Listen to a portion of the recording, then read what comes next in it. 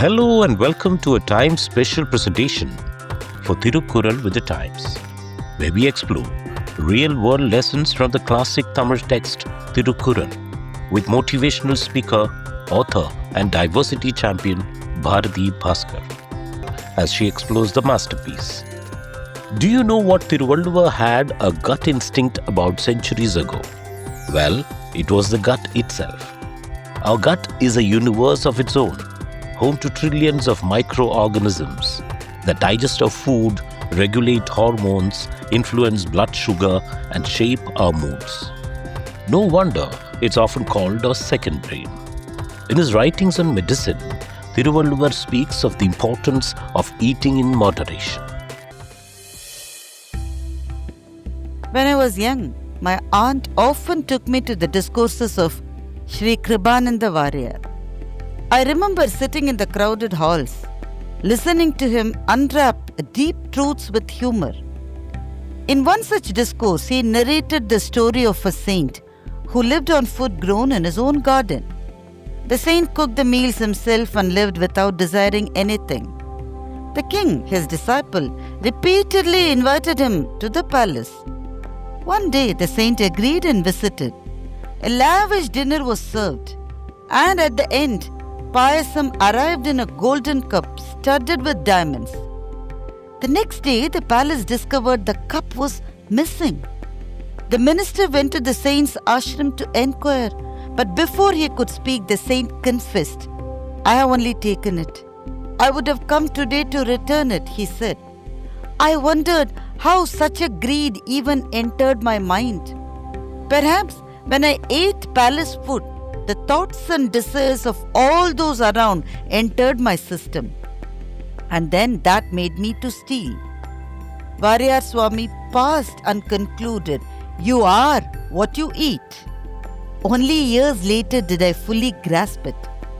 Our gut, stretching from mouth to the colon, is home to trillions of organisms, bacteria, fungi and microbes, forming a richness as biodiverse as the great Amazon rainforest itself.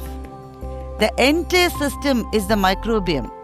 Good bacteria digest food, produce hormones, respond to medicine, control blood sugar and cholesterol, and influence our moods. A doctor once told me that 90% of the cells in our body are bacterial, only 10% are human. In many ways, we are more microbe than man. No wonder the gut is called the second brain. Thiruvalluvar's chapter on medicine throws us in a sea of surprise. While the chapter is on medicines, it does not speak of any specific branch of medicinal practices or procedures. 6 out of 10 couplets in this chapter speak about gut health and the need for moderation in eating. Among them, Kural 946 remains timeless. Izhivarindhu Unbaankann Inbampol Nirkkum Kazhiperu Irayaankann noi. As pleasure dwells with a moderate eater, so is disease with a voracious glutton. He was perhaps aware that gut health is the key to all health. Mechnikov, the Russian scientist of the early 1900s, accidentally opened the world's eyes to gut microbes. To prove the body houses vast bacterial population, he drank a broth of bacteria. He remained fine, his students too, but a third colleague nearly died. That was when Mechnikov realized each person carries a unique microbial world. What nourishes one may endanger another. Balance, not destruction, is the key. Mechnikov would have turned in his grave had he known about the invention of antibiotics. He would have been distressed to see antibiotics destroying good bacteria along with the harmful ones.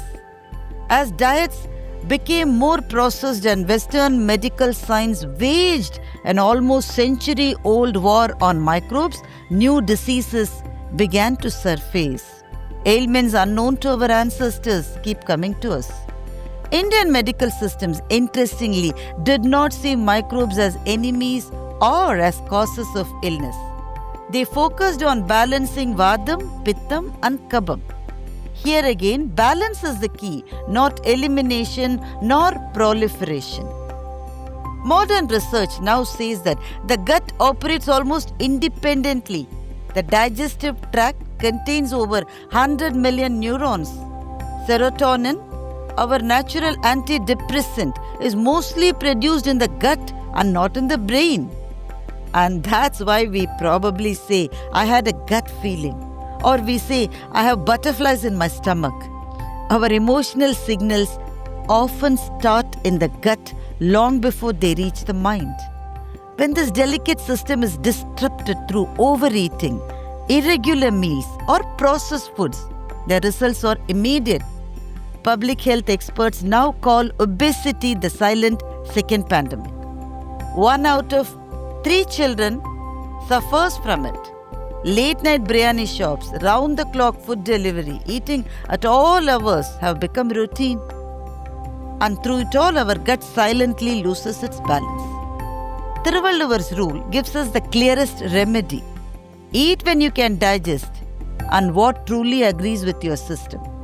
Science affirms it, experience repeats it, and our own gut whispers it quietly, persistently, reminding us that well-being begins with what we choose to place inside.